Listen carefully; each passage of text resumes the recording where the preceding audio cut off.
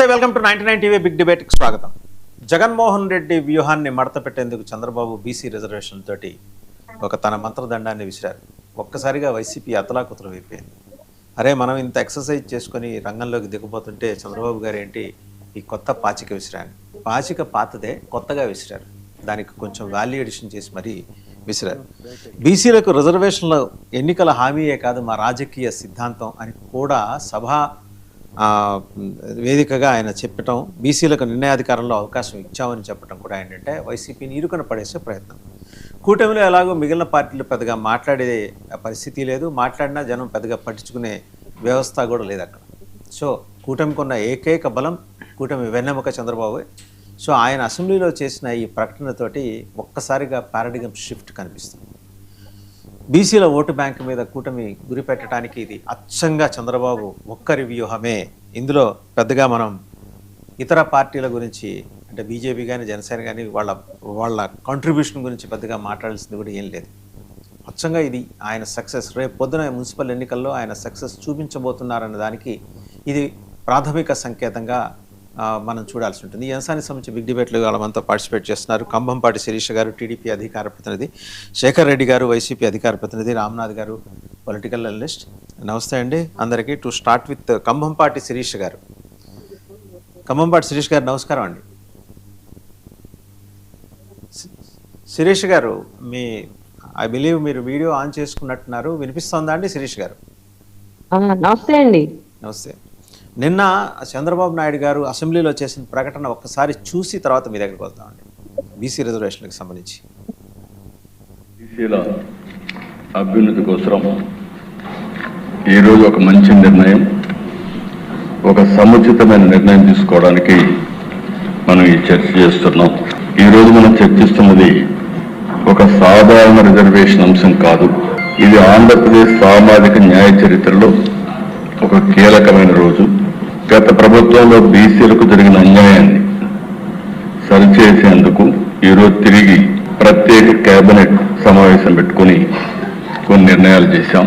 ఈ సందర్భంగా ఈరోజు సభలో మిత్రుడు పవన్ కళ్యాణ్ గారు లేరు కానీ ఆయన మొదటి నుంచి కూడా బీసీలకు న్యాయం చేయాలని మేము ఎలక్షన్ మేనిఫెస్టో రాసినప్పుడు 34% రిజర్వేషన్లు పెట్టినప్పుడు ఒక పక్క పవన్ కళ్యాణ్ గారు, ఇంకో పక్క బీజేపీ నాయకత్వం పూర్తిగా సమర్థించి ముగ్గురం కూడా ఎన్నికలకు వెళ్ళాం.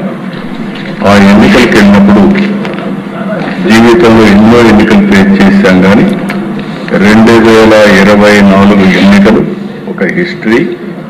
94% స్ట్రైక్ రేట్, 57% ఓట్లు వచ్చాయంటే అది బీసీల వల్ల, ఈ యొక్క నాయకత్వం యొక్క నమ్మకం వల్ల వచ్చాయని కూడా నేను మీకు తెలియజేస్తున్నాను. అలాంటి హిస్టారికల్ విక్టరీకి కారణమైనటువంటి బీసీలకు న్యాయం చేయడం కోసం ఈరోజు ఒక ప్రత్యేకమైన కేబినెట్ పెట్టుకొని చర్చించాం.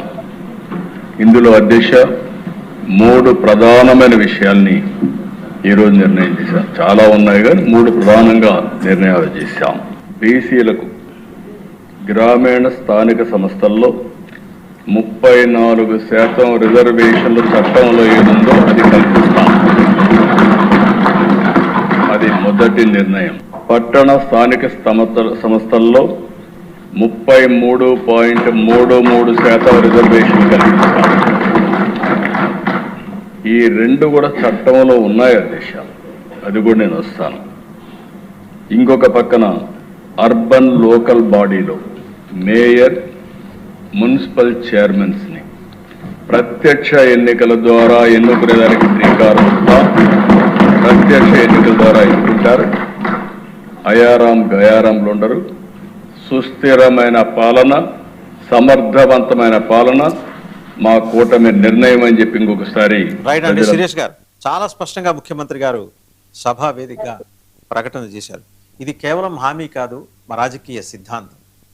ఇది రాబోయే మున్సిపల్ లోకల్ బాడీస్ని దృష్టిలో పెట్టుకుని చేసిన ప్రకటన అనేది స్పష్టంగా రాజకీయ పార్టీ కాబట్టి ఏ సమయంలో ఎలాంటి ప్రకటన చేయాలి, ఎలా ఆకట్టుకోవాలి.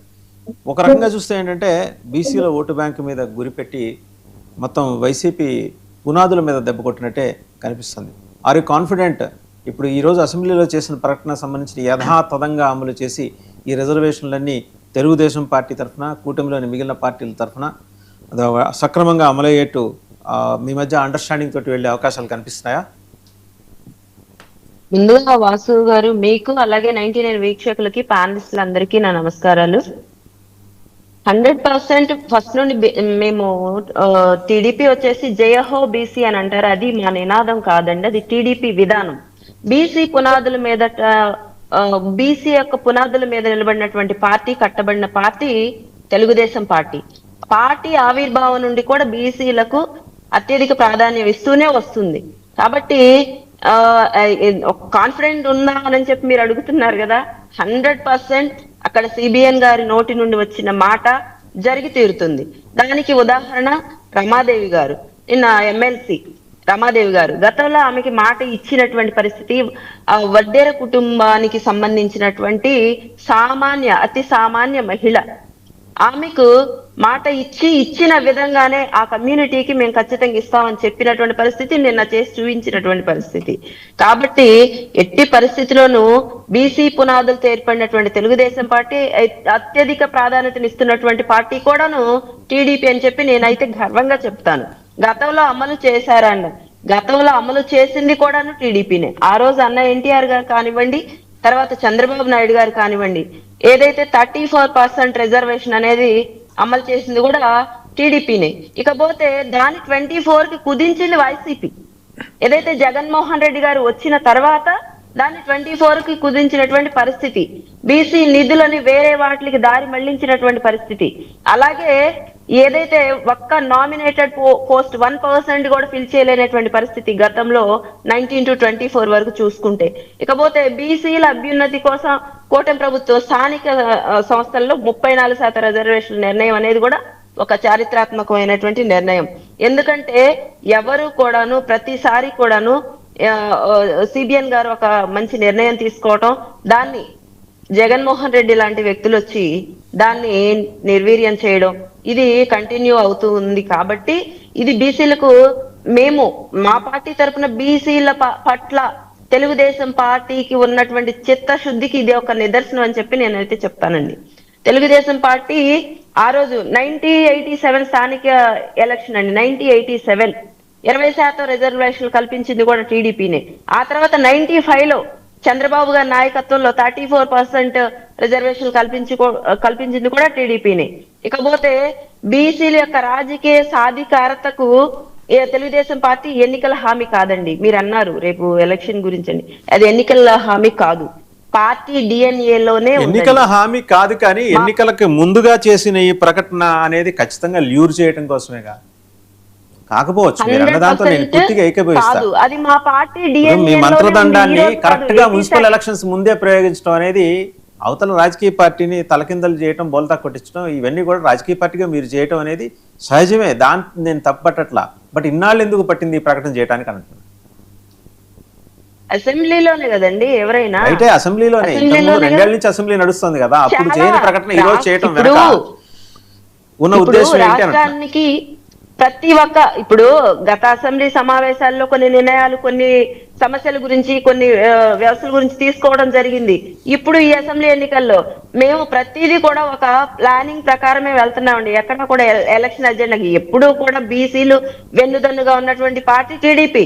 అలాంటప్పుడు ఇప్పుడు రేపు ఎలక్షన్ వస్తుంది కాబట్టి ఎలక్షన్ స్టంటోనో, లేదంటే జగన్మోహన్ రెడ్డి లాంటి వ్యక్తికి ఏదో జరుగుతుందని చెప్పి తీసుకోవడం కానీ, జగన్మోహన్ రెడ్డి అనే వ్యక్తిని పాతి పెట్టారు జనాలు, ఆల్రెడీ 11 సీట్లకు పరిమితం చేశారు. ఇంకా పోతే పాపం 11 నియోజకవర్గాల్లో కనీసం ఓట్లేసి గెలిపించిన ఆ ప్రజలకు కూడా కనీసం న్యాయం చేయలేకపోతున్నారు. ఆయన వాళ్ళ తరపున వాయిస్ ను కూడా ఆయన వినిపించలేకపోతున్నారు. ఆ ప్రజలు అల్లలక్షణాన్ని ఎదురు చూస్తున్నారు, ఎందుకు గెలిపించారు బాబు 11 చోట్ల అని కూడాను.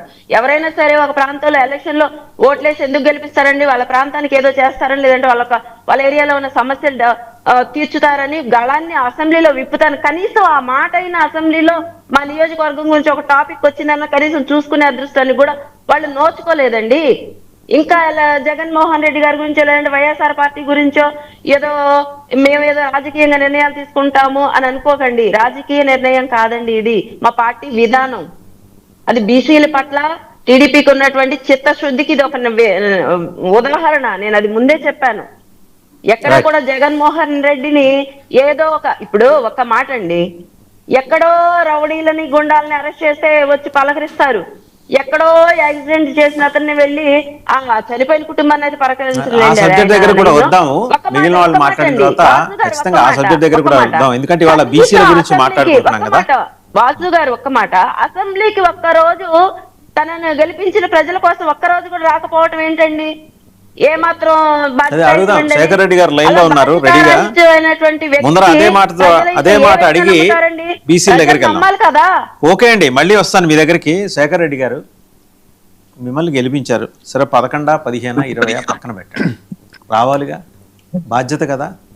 ఇవాళ మీరు వచ్చుంటే ముఖ్యమంత్రి గారు మాట్లాడిన దానికి లీడర్ ఆఫ్ అపోజిషన్ గా మరి జగన్మోహన్ రెడ్డి గారు కూడా ఏదో మాట్లాడే అవకాశం వచ్చుండేది కదా.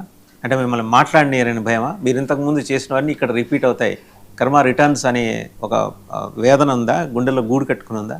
మీరు రాకపోతే మన కనీసం ఆ 10 మంది ఎమ్మెల్యేలు పంపించచ్చు కదా సార్. ఆ రైట్ మీకు లేదు సార్, ఆ రైట్ ఎస్పెషల్ టీడీపీ వాళ్ళకి అసలు లేదు. ఎందుకంటే చట్టాన్ని వైలేట్ చేస్తారు వాళ్ళు, వైలేట్ చేసి మరి ఎక్కడా లేని విధంగా 4 సీట్లు ఉన్న దగ్గర ప్రతిపక్ష హోదాలు ఇస్తారు, కానీ ఇక్కడ 11 సీట్లు ఉన్న ప్రతిపక్ష హోదా లేదంటారు. సో అదే ఎన్డీఏ ప్రభుత్వం అక్కడ ఇచ్చేది, ఎన్డీఏ వాళ్ళే ప్రతిపక్షం తీసుకుంటారు, బీజేపీ వాళ్ళే. ఇక్కడ మాత్రం అది ఉండదు. సో వాళ్ళకి తెలియదు, వాళ్ళకి చరిత్ర తెలియదు, సబ్జెక్ట్ తెలియదు, వీళ్ళకి చెప్పిన అర్థం కాదు. నాకు ఇంకో డౌట్ అండి, పాపం శిరీష గారు టీడీపీ రాజధాని రైత? మొన్నటి వరకు రాజధాని రైత నేను రాజధాని రైతనే, కానీ ఒక పార్టీ కన్ఫైన్, ఒక పార్టీ అనేది నాకు ఉండదనుకుంటున్నారేంటి? అదేమో నేను అడుగుతున్నా, కన్ఫర్మ్ చేస్తాను. ఓకే, మీరు టీడీపీ రాజధాని రైతు, నేను అడుగుతున్నా. నేను అడిగింది అదే, నువ్వు ఇంకెంత మించి అడవాల్సిన అవసరం లేదు, వచ్చిన క్లారిఫికేషన్ ఇస్తే చాలు. ఆయన ఆపండి సార్, ఆ రైలు గట్టిగా అరుచుకుంటా వస్తాను, ఆయన మాట్లాడి. మీరు కొంచెం పద్ధతిగా మాట్లాడండి శేఖర్ రెడ్డి గారు. మొన్న కూడా చూసాను, నేను పద్ధతిగా మాట్లాడగా మిమ్మల్ని ఏమన్నా అండి, ఏమన్నారండి మిమ్మల్ని? నోరు లేకపోతే మాట్లాడుకుంటా.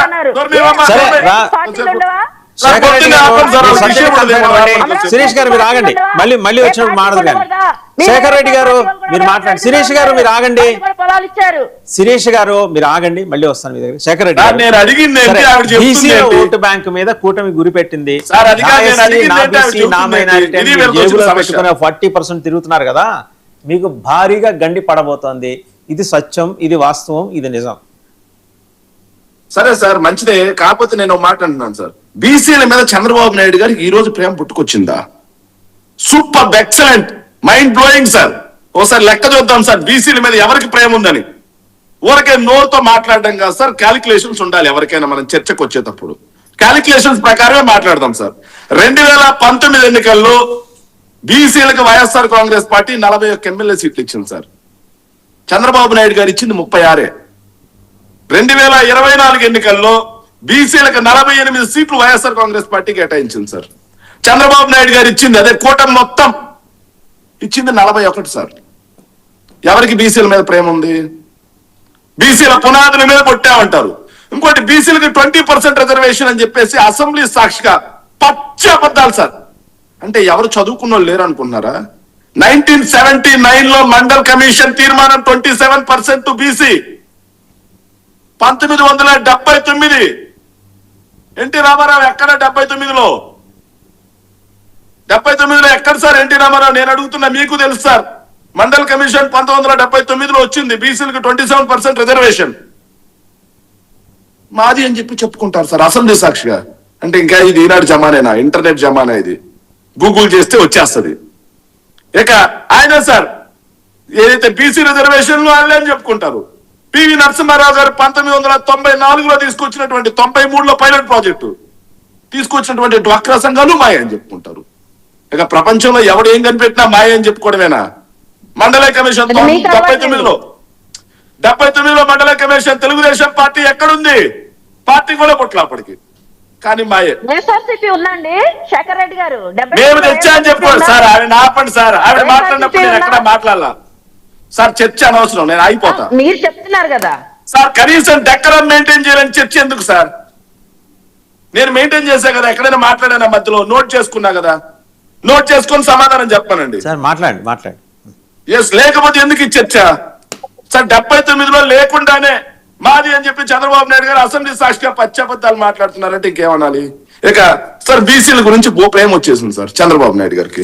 సార్ నేను అడుగుతున్నాను సార్, డీబీటీ నాన్ డీబీటీ ద్వారా 1,70,000 కోట్ల రూపాయలు ఏదైతే బీసీలు ఖర్చు చేసింది మేము, చంద్రబాబు నాయుడు గారు ఎంత ఖర్చు చేశారో 14 నుంచి 19 మధ్య ఎంత చేశారు, ఇప్పుడు 2024 నుంచి 26 మధ్యలో బీసీల అభివృద్ధి సంక్షేమం కోసం బీసీ కార్పొరేషన్ ద్వారా ఎంతెంత ఏ ఏడాది ఖర్చు చేశారో తెలుగుదేశం పార్టీ వాళ్ళు చెబితే వినడానికి సిద్ధంగా ఉన్నా.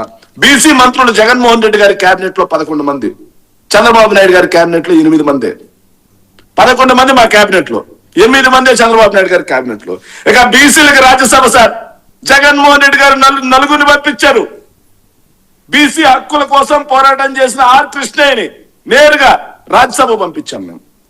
సో 2000 మొన్న బీసీ అయ్యన్న పాత్రుడు గారి కుమారుణ్ణి పంపించేంత వరకు చంద్రబాబు నాయుడు గారి చరిత్రలో ఒక్క బీసీని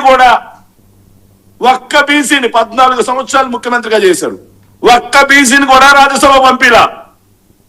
నాట్ ఈవెన్ సింగిల్ బీసీ. వీళ్ళకి బీసీల మీద చిత్తశుద్ధి, వీళ్ళ యొక్క విధానం అంట బీసీ అది. ఇక బీసీ అయిన బూడి ముత్యాలనాయుడిని మేము డిప్యూటీ సీఎం చేశాం, బీసీ అయినటువంటి తమ్మినేని సీతారాంని చైర్మన్ చేశాం మేము. ఇంకో పక్క చూసుకుంటే శాసన మండలిలో మేము ఏదైతే ఎమ్మెల్సీలకు సంబంధించి 69% పదవులు, అంటే దాదాపుగా 29 మంది బీసీలకు ఇచ్చాం. వీళ్ళు ఎంతమందికి ఇచ్చారో చెప్పాలి సార్.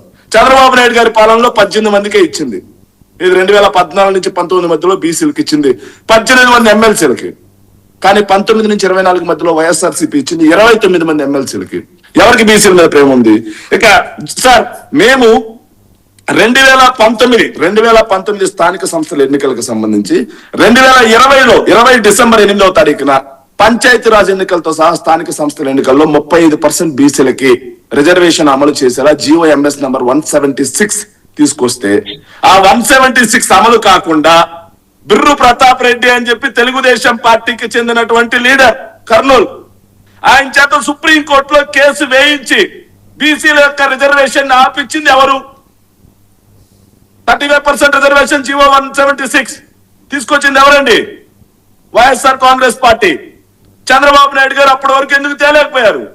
తెచ్చిన దాన్ని బిర్రు ప్రతాప్ రెడ్డి అనే అతని చేత సుప్రీంకోర్టు వరకు వెళ్ళి క్యాన్సిల్ చేయించారు. సుప్రీంకోర్టులో కూడా ఆ రోజు వైఎస్ఆర్ కాంగ్రెస్ పార్టీ పోరాటం చేసింది. అయినా సరే రిజర్వేషన్లు 50%కి మించకూడదు అని చెప్పేసి మన సుప్రీంకోర్టు తీర్పు ఉన్న నేపథ్యంలో సో రిజర్వేషన్లు ప్రభుత్వంలో కాదు మా పార్టీ తరపున ఇస్తాము అని చెప్పేసి ఆ రోజు గొప్పగా చేశాం సార్. పార్టీ తరపున ఇస్తామని చెప్పేసి జెడ్పీ చైర్మన్లలో 13 వైసీపీ గెలిస్తే 6 బీసీలకు ఇచ్చాం సార్. అంటే దాదాపుగా 46% సార్.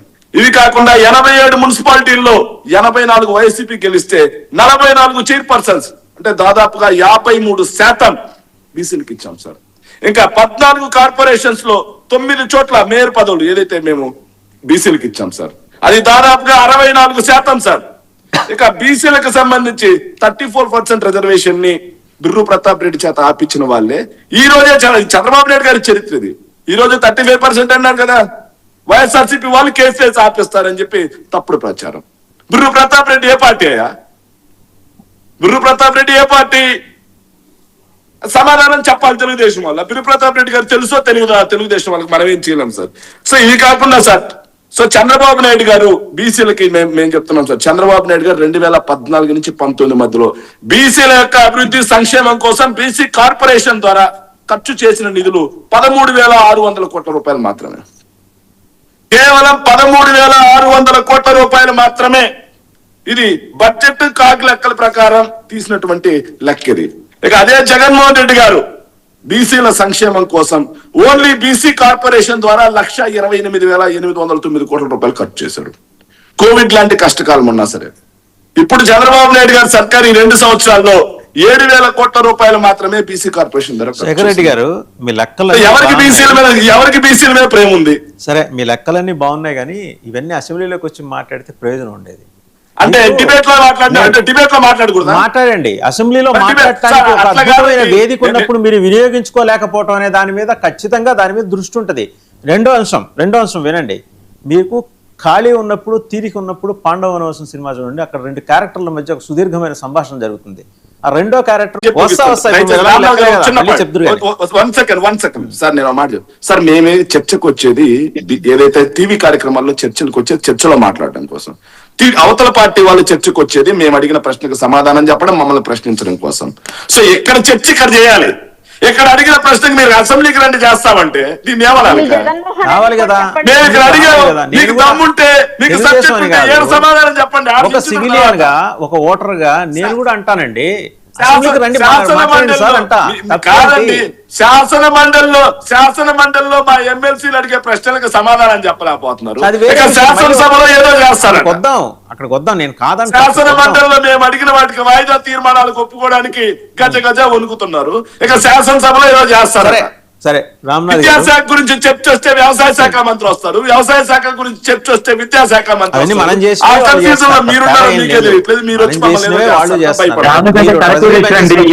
ఎవరైనా రావచ్చు. కార్తీక్ గారు, నేను మీ దగ్గరకు వస్తాను కాసేపు. కార్తీక్ గారు మీకు పెద్ద అవగాహన లేదు, మీ దగ్గరకు వస్తాను. రామ్నాథ్ గారు విద్యాశాఖ మంత్రి వ్యవసాయ శాఖ మంత్రి చర్చకు వస్తాడా?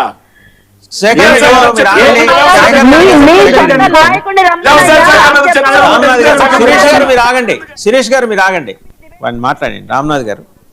రామ్నాథ్ గారు ఇదండి బీసీల టార్గెట్ గా నిన్న ముఖ్యమంత్రి చేసింది మాత్రం అద్భుతమైన ప్రకటన. రాజకీయం పర్ఫెక్ట్ గా అలాగే చేయాలి. ఒక వేదికని అసెంబ్లీని వేదికగా చేసుకొని ఆయన చేసిన ప్రకటన పెనిట్రేట్ అయిపోయింది, ఆల్రెడీ బీసీ కమ్యూనిటీస్లోకి వెళ్ళిపోయింది. ఇప్పుడు మీరు ఎంత ఖర్చుపడి మీరు జేబులో 40% నా బీసీ, నా ఎస్సీ, నా ఎస్టీ, నా మెరిట్ అని మీరు పెట్టుకుని జేబులోనే ఉన్నారు వాళ్ళు. ఆయనేమో జనంలోకి తీసుకొచ్చేసారు దాన్ని. ఎత్తుగడని మీరు ఎలా చూస్తున్నారు? ముందుగా ప్యానెల్లో ఉన్న అందరికీ గుడ్ మార్నింగ్. ఖచ్చితంగా అంటే ఈరోజు చంద్రబాబు నాయుడు గారిని నా అసెంబ్లీలో చేసిన ప్రకటన తర్వాత ఖచ్చితంగా ఒక రాజకీయంగా ఒక పెద్ద చర్చకే దారి తీసింది. అంటే ఇక్కడ మనకు గతం కూడా తెలుసు, అంటే తెలుగుదేశం పార్టీ అంటే బీసీ పునాదుల మీద పుట్టిందని, బీసీలకు ఎక్కువ చేశామని చెప్పి వాళ్ళు గత 30 ఏళ్ళ నుంచి కూడా, అంటే ఎర్రంనాయుడు గారు కానీ, తర్వాత దేవేంద్ర గౌడ్ గారు కానీ, తర్వాత ఎర్రంనాయుడు, యనమల రామకృష్ణుడు, ఇట్లా చాలామంది బీసీ నాయకులు ఎన్టీఆర్ గారి పిలుపుతో రాజకీయాల్లోకి వచ్చి ఎదిగారు, ఉన్నత పదవులు అధిరోహించారని చెప్పుకుంటా రావడం మనం చాలా రోజుల నుంచి చూస్తున్నాం. సో తర్వాత వైసీపీ పార్టీ కూడా మనం గతంలో చూసాం, నా ఎస్సీ, నా బీసీ, ఇట్లా వాళ్ళు ఒక స్లోగన్ తీసుకొని ప్రతి ఎన్నికల్లో మేము వాళ్ళకి అన్ని సీట్లు ఇచ్చినాం, ఇన్ని సీట్లు ఇచ్చినామని చెప్పి కూడా వాళ్ళు కూడా చెప్పడం కనపడింది. కాకపోతే ఏంటంటే ఇక్కడ మీరు ఇందాక అన్నట్టుగా ప్రతి ఒక్క రాజకీయ పార్టీకి ఒక రాజకీయ వ్యూహం ఉంటుంది, వాళ్ళ యొక్క ప్రణాళిక ఉంటుంది. దానిలో ఖచ్చితమైనటువంటి వేదిక అసెంబ్లీనే. మనం బయట ఎన్ని మాట్లాడుకున్నా, ఎవరెన్ని చేసినా కూడా అసెంబ్లీలో ఒక తీర్మానం చేస్తే దానికి ఒక శాంటిటీ ఉంటుంది, అసెంబ్లీలో చర్చ చేయడం వల్ల దానికి ఒక ఇంపార్టెన్స్ ఉంటుంది. కాబట్టి సో అసెంబ్లీ అనే ఒక వేదికను ఈ సందర్భంగా చంద్రబాబు నాయుడు గారు బాగా ఉపయోగించుకున్నట్టుగా చూడాలి. అంటే పొలిటికల్గా కానీ ఈ అంశం ఈ రకంగా చూడొచ్చు. కాకపోతే ఏంటంటే మనం ఈ అంశాలను ఎలా చూడాలంటే, ఇక్కడ రిజర్వేషన్ అనేటువంటి చర్చ వచ్చిన ప్రతిసారి కూడా ఇక్కడ సెంట్రల్ గవర్నమెంట్ యొక్క బాధ్యత కానీ, బీజేపీ పాత్ర కానీ, కేంద్రంలో ఎవరైతే అధికారంలో ఉంటారో వాళ్ళ యొక్క పాత్ర చాలా కీలకం. మనం రీసెంట్గా తెలంగాణలో కూడా ఒక చర్చ చేశాం, మీకు బాగా గుర్తుంటుంది. రేవంత్ రెడ్డి గారు అధికారంలోకి వచ్చిన తర్వాత కులగణన జరగాల, బీసీలకు న్యాయం జరగాల, సామాజిక న్యాయం జరగాల అంటూ 42% రిజర్వేషన్తో ఆయన ఒక చట్టం తీసుకొని రావడం, ఆ చట్టాన్ని హైకోర్టు కూడా కొట్టేయడం జరిగింది. అంటే ఖచ్చితంగా మనకు ఇండియాలో పాపులర్ కేసు ఉంది, మనకు Indira Sawhney versus union of India కేసులో మనకు ఆ రోజు 50% రిజర్వేషన్ సీలింగ్ కెపాసిటీ ఎక్కడ దాటకూడదనే ఒక తీర్పు ఉండడం వల్ల ఈరోజు మహారాష్ట్రలో కూడా మరాఠీలకు 16% రిజర్వేషన్ కల్పించాలని చెప్పి అక్కడ కూడా ఉద్యమాలు, గవర్నమెంట్ జీవోలు, చట్టాలు చేయడం ద్వారా తర్వాత అక్కడ కూడా హైకోర్టు, సుప్రీంకోర్టు పోవడం, అక్కడ కూడా చాలా అబ్స్టాకిల్స్ చూస్తున్నాం. అంటే ఇక్కడ సాంకేతికంగా మనకు చాలా సమస్యలు ఉన్నాయి. తెలంగాణలో కూడా ఏం జరిగింది, 42% హైకోర్టు ఇక్కడ కొట్టేస్తే సింగిల్ బెంచ్, మళ్ళీ వీళ్ళు డివిజన్ బెంచ్, సుప్రీంకోర్టు అని చెప్పి వాయిదా కోవడం, ఖచ్చితంగా ఎలక్షన్స్ నిర్వహించడం, ఎలక్షన్ల ముందు వాళ్ళే ఓపెన్గా ప్రకటన చేయడం జరిగింది. మేము మ్యాండేటరీగా చట్టబద్ధ ప్రకారం మీకు ఇవ్వలేకపోతున్నాము, పార్టీ పరంగా మేము ఇచ్చేటువంటి అవకాశాలు ఉన్నాయని చెప్పి ఆ రోజు టీపీపీసీసీ కానీ తర్వాత రేవంత్ రెడ్డి గారు మాట్లాడడం జరిగింది. ఈ రోజు చంద్రబాబు నాయుడు గారు ప్రకటించినటువంటి 34 రిజర్వేషన్తో కూడా మనకున్నటువంటి క్యాప్ అనేది 50% దాటి దాదాపుగా 58%కి వెళ్తుంది. కాబట్టి ఈరోజు వైఎస్ఆర్సీపీ ఏమంటుంది అంటే, గతంలో వైసీపీ తెచ్చినప్పుడు ఆ రోజు టీడీపీలో ఉన్నటువంటి వాళ్ళు కొందరు కేసు వేయించారు, అడ్డుకున్నారు అన్నట్టు చెప్తున్నారు. ఈరోజు చట్టం అందరికీ ఒకటే కదా. ఈరోజు వైసీపీలో కానీ లేదా ఏదైనా ఓసీ క్యాండిడేట్స్ కానీ, జనరల్ క్యాండిడేట్స్ ఎవరైనా కూడా మళ్ళీ రేపు ఇదే అంశం పైన సుప్రీంకోర్టుకు లేదా హైకోర్టుకు వెళ్ళేటువంటి అవకాశాలు ఉంటాయి. కాబట్టి దీన్ని కేవలం అసెంబ్లీలో మనం పాస్ చేసుకొని గవర్నర్తో ఆమోదం పెట్టుకోవడము, లేదా పైకి సెంట్రల్ గవర్నమెంట్కు పాస్ చేస్తే మళ్ళీ అక్కడ రాష్ట్రపతి నుంచి మనకు అప్రూవ్ రావాల్సి ఉంటుంది, తర్వాత దానికి ఒక చట్టబద్ధత రావాల్సి ఉంటుంది. కాబట్టి సో వీటిపైన మళ్ళీ కోర్టులకు పోతే రేపు మనకు చాలా ఇబ్బందులు ఎదురయ్యేటట్టు అవకాశాలు ఉంటాయి. కాబట్టి ఇదంతా ఒక రాజకీయ కోణంలో మేము బీసీలకు దగ్గరగా ఉన్నామని చెప్పుకోవడంలో భాగంగా కూడా ఒక రాజకీయ కోణం దీని వెనుక ఉండొచ్చు. అదే నేను అంటున్నాను, ఇప్పుడు రాజకీయ అంశం అనేటువంటిది ఏదో ఒక రాష్ట్రానికి ఒక స్టేట్ కు సంబంధించినటువంటిది కాదు. దీంట్లో ఖచ్చితంగా సెంట్రల్ గవర్నమెంట్ పాత్ర ఉంటుంది. ఇంకా మీకు చాలా మందికి తెలిసిందే, ఇప్పుడు నైన్త్ షెడ్యూల్ గురించి కూడా మనం చర్చ చేసినాం. ఈ రోజు అన్ని రాష్ట్రాలకు లేనటువంటి ఒక వెసులుబాటు తమిళనాడు రాష్ట్రానికి ఉంది. 68% వరకు వాళ్ళకి రిజర్వేషన్ ఉంది. సో వాళ్ళకి ఆ వెసులుబాటు ఎందుకు ఉంది? ఆ 9th షెడ్యూల్లో మా రాష్ట్రాలను కూడా చేర్చొచ్చని చెప్పి గతంలో జార్ఖండ్, బీహార్ ఇలాంటి చాలా రాష్ట్రాలు పోరాడడం చూస్తున్నాం. అంటే ఇవన్నీ ఏం కనపడుతున్నాయంటే సహజంగానే టీడీపీకి బీసీ ఓటు బ్యాంకు అంటే టీడీపీకి బలంగా ఉంది అనేటువంటి ఒక రాజకీయ కోణం ఏదైతే ఉందో, ముఖ్యంగా చంద్రబాబు నాయుడు గారి ప్రసంగం కూడా మీరు చూస్తే మొదట చూసినప్పుడు అర్థమైంది. 57% ఓట్ బ్యాంక్ ఉంది, మాకు బీసీలు పట్టం కట్టినారు, అందుకే మేము బీసీలకు చేయాలనుకుంటున్నాము అని. అంటే దీని వెనుక ఖచ్చితంగా అంటే ఇప్పుడు రాజకీయాల్లో ఏముంటుందంటే మనం చేస్తామా లేదా అనేటువంటిది సెకండరీ, ఫస్ట్ మనం చేస్తున్నట్టుగా కనపడాల రాజకీయాల్లో. సో ఆ ప్రొజెక్షన్ ను చంద్రబాబు నాయుడు గారు ఉపయోగించుకోవడంలో ఆయన దిట్ట అనేది అందరికీ తెలుసు. కాబట్టి సో ఆ రకంగా ఆయన యొక్క రాజకీయ వ్యూహాన్ని అమలు చేస్తూ అసెంబ్లీని వేదిక చేసుకున్నట్టు ముందుకు పోవాలి తప్ప ఇది సాంకేతికంగా రేపు దీనిపైన హైకోర్టు ఎలా రియాక్ట్ అవుతుంది, దీనిపైన ఇతర పార్టీలు ఎలా రియాక్ట్ అవుతాయి అవన్నీ తెలియక కాదు. అదే నేను అంటున్నా, అవన్నీ తెలియక కాదు, అవన్నీ తెలిసి కూడా ఆయన అక్కడ రాజకీయం చేస్తున్నాను తెలుసు కాబట్టి చేశారు. అంటే ఆ యొక్క వర్గాలను దగ్గర చేసుకోవాలా, ఆ వర్గాలకు నేను చేస్తున్నాను అయినప్పటికీ కూడా నాకు ఇబ్బందులు ఉన్నాయి అనేటువంటిది రేపు వాళ్ళు పొలిటికల్ గా రేపు ఇంకొక రకంగా డైవర్షన్ తీసుకునేటువంటి అవకాశాలు ఉంటాయి. కానీ ప్రస్తుతానికి మనం చూడాల్సింది ఏంటంటే రేపు స్థానిక ఎన్నికలు రేపు అక్టోబర్ 10వ తేదీ తర్వాత లేదా అక్టోబర్ 3వ తేదీ తర్వాత ఏపీలో జరిగేటువంటి అవకాశాలు ఉన్నాయి. కాబట్టి సో వాటి ఎన్నికలకు సంబంధించి ఆయా వర్గాలు ఎవరైతే ఉన్నారో వాళ్ళకి ఏదైనా చేయాలా అనేటువంటి కోణంలో ఈ నిర్ణయం రాజకీయంగా కానీ లేదా వాళ్ళకు ఉన్నటువంటి పార్టీ యొక్క కమిట్మెంట్ కానీ వాళ్ళు మేనిఫెస్టో లేదా చెప్పాము అంటున్నారు. సో ఆ రకంగా కూడా ఆయన ముందుకు పోతున్నట్టుగానే మనం చూడాలి. రామ్నాథ్ గారు చిన్న సవరణ అండి సార్. ఇది మీరు చెప్పినట్టుగా 50% పెంచకూడదని సుప్రీంకోర్టు తీర్పు సార్. కాకపోతే నేను అడుగుతున్నాను సార్, బీసీల మీద ప్రేమ ఉంటే తెలుగుదేశం పార్టీకి ఒక పని చేయాలి. అది సెకండ్ రౌండ్ లో మీరు మాట్లాడదురు. సెకండ్ రౌండ్ ఒక చిన్న పాయింట్ నేను ఇచ్చేస్తాను సార్. సో 50% రిజర్వేషన్ బీసీలకు రావాలని చెప్పి పార్లమెంట్ లో మేము ప్రైవేట్ బిల్లు పెట్టున్నాం సార్. సో వీళ్ళే గవర్నమెంట్ లో ఉన్నారు, ఎన్డీఏ కూడా తెలుసు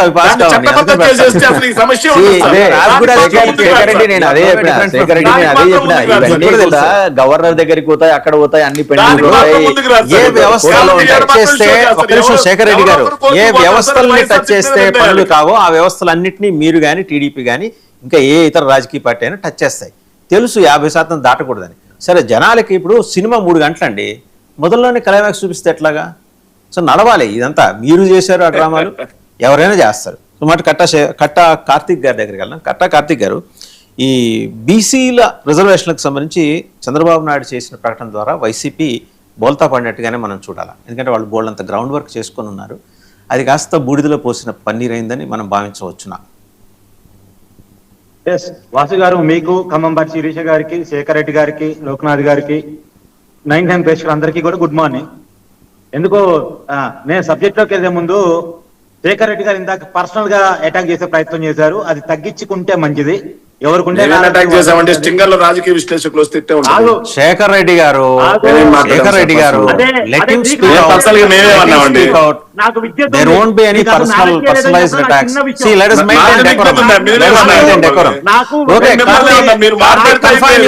సబ్జెక్ట్ అండి.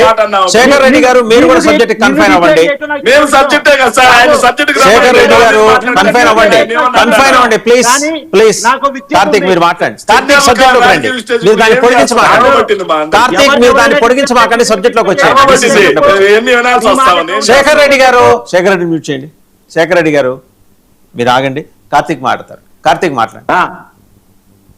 సబ్జెక్ట్ లోకి వెళ్ళినప్పుడు ఇప్పుడు బీసీలకి లోకల్ బాడీలో రిజర్వేషన్ అనేది చట్టబద్ధంగా అమలు కావాలంటే, కోర్టు తీర్పులకి ఇబ్బంది లేకుండా అమలు కావాలంటే లోకల్ బాడీ రిజర్వేషన్ ని లోకల్ గానే అమలు చేయాలి. ఈ ఫార్ములా మధ్యప్రదేశ్ లో తీసుకున్నారు. అంటే జిల్లాను ఒక యూనిట్ గా తీసుకొని ఆ జిల్లాలో అంటే ఇప్పుడు మామూలుగా ఏంటంటే స్టేట్ మొత్తం ఒక యూనిట్ గా తీసుకుంటున్నాయి అన్ని ప్రభుత్వాలు కూడా.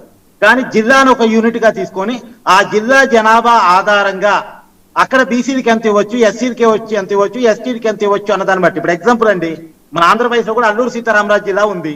అక్కడ ట్రైబల్ ఏరియా చాలా ఎక్కువ, అక్కడ ఎస్టీలకి అవసరం. తర్వాత అదే మరి యువతలకు వచ్చినప్పుడు శ్రీకాకుళం, విజయనగరం, వైజాగ్ ఇటు అర్బన్ ప్రాంతం మీదకి వచ్చినప్పుడు అక్కడ బీసీలు చాలా ఎక్కువ, అక్కడ బీసీలకి చాలా ఎక్కువ అవసరం. సో ఎక్కడ ఎస్సీ జనాభా ఉన్నారు, ఏ జిల్లాలో ఎస్టీ జనాభా ఎక్కువ ఉన్నారు, ఎక్కడ బీసీ జనాభా ఎక్కువ ఉన్నారు, దాన్ని బట్టి అక్కడ లోకల్ రిజర్వేషన్ జిల్లా కేటగిరీగా ఇస్తే బాగుంటది అనేటువంటిది అది ఆల్రెడీ మధ్యప్రదేశ్ లో చేశారు, సక్సెస్ఫుల్ గా అయింది. అలాంటి ఫార్ములాను తీసుకురావడం ద్వారా కోర్టు తీర్పులు కూడా ఇబ్బంది లేకుండా 50% క్యాప్ దాటకూడదు. 50% దాటాలి అంటే తమిళనాడు రాష్ట్రం లేక రాజ్యాంగ సవరణ లేక 9th షెడ్యూల్లో చేర్చబడాలి. అది కేంద్ర ప్రభుత్వం ఒప్పుకోవాలి. అది ఇప్పటికిప్పుడు సాధ్యమయ్యే పని కాదు. కాబట్టి ఎందుకు సాధ్యం కాదండి? ఇబ్బంది లేకుండా ఎందుకు సాధ్యం కాదు? అక్కడ 2 ఇంజన్లు, ఇక్కడ 2 ఇంజన్లు, మనమేగా మొత్తం 4 ఇంజన్లు. సాధ్యం అవుతుంది. అయినా ఇప్పుడు బీజేపీ దాన్ని అంటే తేనె తొట్టును కదిలించుకున్నట్టే. బీజేపీ పాలిత రాష్ట్రాల్లో కూడా చాలా డిమాండ్ ఉన్నాయి. ఇప్పుడు మహారాష్ట్రలో కూడా డిమాండ్ ఉంది. మనకు అలాగే ప్రత్యేక హోదా ఇవ్వలేదు, కనీసం ఇదన్నీ ఇస్తే నయం కదా. అలా మాట్లాడచ్చు కదా ఇక్కడ ఉన్న కూటమి ప్రభుత్వం. మనకు అలాగే ప్రత్యేక హోదా ఇవ్వలేదు, మనకు రావాల్సింది చాలా రాలేదు. సో అలాంటప్పుడు కనీసం ఇది ఇస్తే బీసీలకి సామాజిక న్యాయం చేసినట్టు అవుతుంది కదా ఇలా చేస్తే. రిజర్వేషన్ అనేది ఎట్లుంటుందంటే అండి సెన్సిటివ్ ఇష్యూ చాలా. కాబట్టి 4 ఇంజన్లు ఉన్నది అందుకే సెన్సిటివ్ ఇష్యూని అడ్రస్ చేయడానికి. కాబట్టి దాన్ని కేంద్రం గోక్కోవాలి అనుకోదు. ఇప్పుడు తెలంగాణ వాళ్ళు కూడా కొద్ది ప్రజలు చేసే ప్రయత్నం చేసినప్పుడు కూడా సాధ్యం కాదు. కానీ తెలంగాణలో జరిగిన మైనస్ ఏంటంటే స్టేట్ వైడ్ గా ఒక బీసీ రిజర్వేషన్ పాలసీని తీసుకొని ఇప్పుడు బీసీ వచ్చి ఒక చోట అది ఒక ఊర్లో అయితే బీసీ లేరట, అక్కడ బీసీ పోయింది రిజర్వేషన్ కిందకి. అక్కడ ఏం చేశారు, ఒక్క కుటుంబం ఉంటే ఒక్కొక్కరిని ఒక్కొక్క పార్టీ తరపున నిలబెట్టారు, ఒకే కుటుంబంలో ఉన్న వాళ్ళని.